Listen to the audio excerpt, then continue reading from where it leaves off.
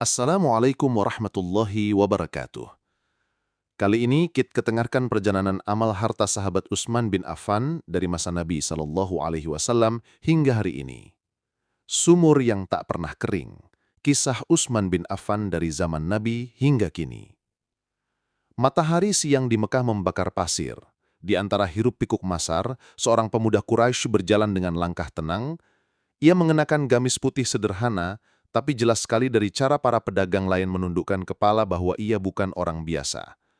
Itulah Utsman bin Affan, putra pedagang besar dari Bani Umayyah. Dagangannya laris di seluruh jalur kafilah dari Yaman hingga Syam. Tetapi hari itu pikirannya bukan soal keuntungan. Hatinya tengah tertambat pada cahaya baru, ajaran Muhammad SAW. Perang Tabuk saat harta dilepaskan. Bertahun-tahun kemudian Madinah menjadi pusat Islam. Suatu hari Nabi SAW mengumumkan keberangkatan pasukan menuju Tabuk. Musim panas sedang terik, persediaan hampir habis dan perbekalan kurang.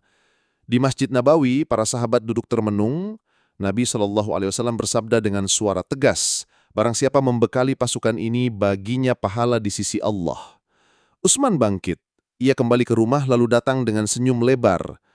"Ya Rasulullah," katanya, "ini untuk pasukan." Di hadapan semua orang ia menyerahkan 300 unta lengkap dengan pelana dan bekalnya, ditambah 1.000 dinar emas yang berkilau di tangan Nabi. Nabi memegang emas itu, matanya berbinar.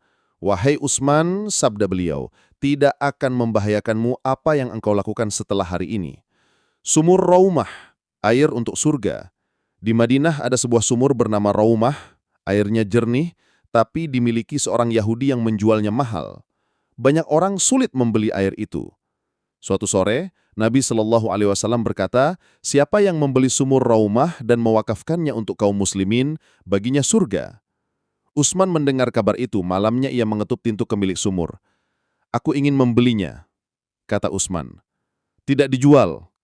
Kalau begitu, bagaimana kalau aku beli setengahnya dan kita bergiliran mengambil air? Hari ini untukku, besok untukmu." Pemiliknya berpikir sejenak, lalu setuju. Beberapa waktu kemudian, sumur itu jadi ramai setiap hari bagian Utsman. Orang Yahudi itu pun kehilangan pembeli di hari gilirannya. Ia menyerah. "Utsman, ambil seluruhnya." Utsman membayar 20.000 dirham, lalu berkata kepada warga Madinah, "Mulai hari ini, air sumur Raumah gratis untuk semua." Abadi hingga 1.400 tahun. Waktu bergulir, Utsman wafat sebagai khalifah ketiga, tapi wakaf sumurnya tidak pernah berhenti. Generasi demi generasi merawatnya. Tanah di sekitar sumur berubah menjadi kebun kurma. Pada abad ke-20, pemerintah Arab Saudi menemukan kebun itu masih produktif. Mereka membuka rekening bank resmi atas nama Utsman bin Affan. Hasil penjualan kurma digunakan untuk membiayai masjid, membantu fakir miskin, dan separuhnya diputar kembali untuk memperluas aset wakaf.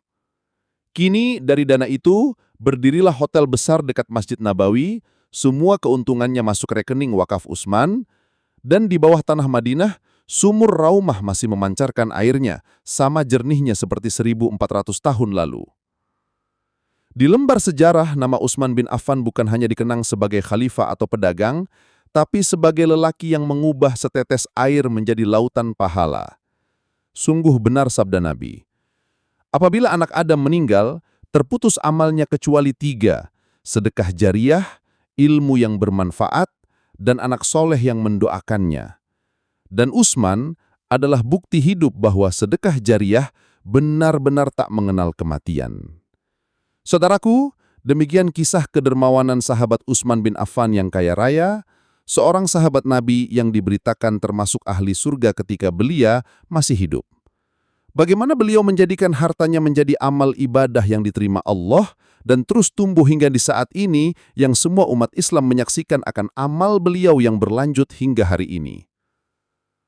Dan kita bermohon kepada Allah untuk bisa mengikuti jejak sahabat Utsman bin Affan dan bisa ketemu sahabat Utsman di surga Allah kelak.